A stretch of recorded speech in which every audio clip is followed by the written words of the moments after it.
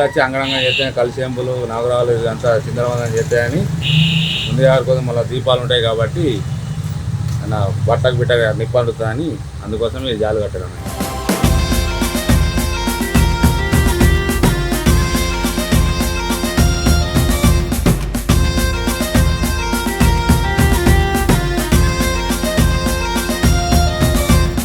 జాలి ఎందుకు కట్టమంటే కోతులు వస్తాయి, అక్కడ నవగ్రహాలు అవన్నీ తీసేస్తాయి, అలా పలహారాలు ఉంటాయి అవి తీసేస్తాయి, తింటాయి, ఇంకా కాలుష్యము అవన్నీ తీసేస్తాయని జాలి కట్టడం జరిగింది. ఇంకా వేరే కుక్కలు కూడా రాకుండా జాలి కట్టాం.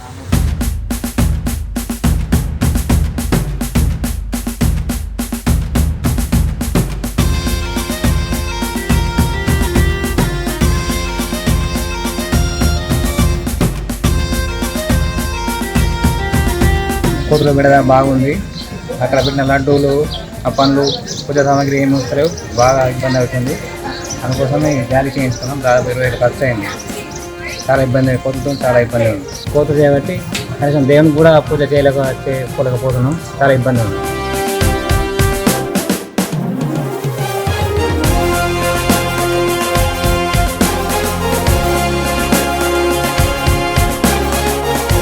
నవగ్రహాలు పెట్టినాం కదా, అవి ఖరాబ్ చేస్తున్నాయి. అందుకోసం ఈ జాలి పెట్టినాము.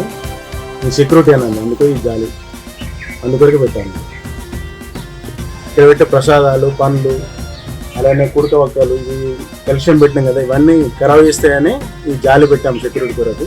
అలాగే ఊళ్ళో కూడా అందరి ఇళ్ళకి వచ్చి అందరిని బెదిరిస్తున్నాయి. ముసలు కూడా బెదిరిస్తే కింద పడి వాళ్ళ కాళ్ళు చేతులు తిరిగే అవకాశాలు బాగున్నాయి. అట్లనే పంటలు కూడా ఖరాబ్ అవుతున్నాయి. అందుకొరకు ఈ సెక్యూరిటీ కోతులు చిన్నటి పిల్లలు ఊళ్ళో బాగా ఉన్నాయండి.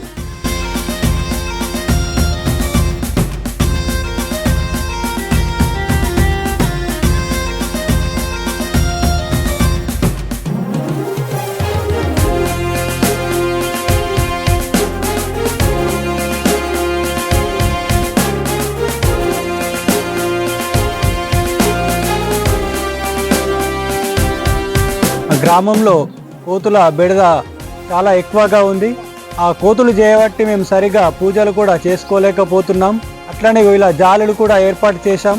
లోపల మండపంలోకి కోతులు దూరి అరటి పండ్లు, సేపులు ఇలాంటివి చాలా అన్ని చిందరవందరగా చేస్తున్నాయి. ఈ కోతులు చేయబట్టి మేము సరిగా పూజలు కూడా నిర్వహించుకోలేకపోతున్నాం.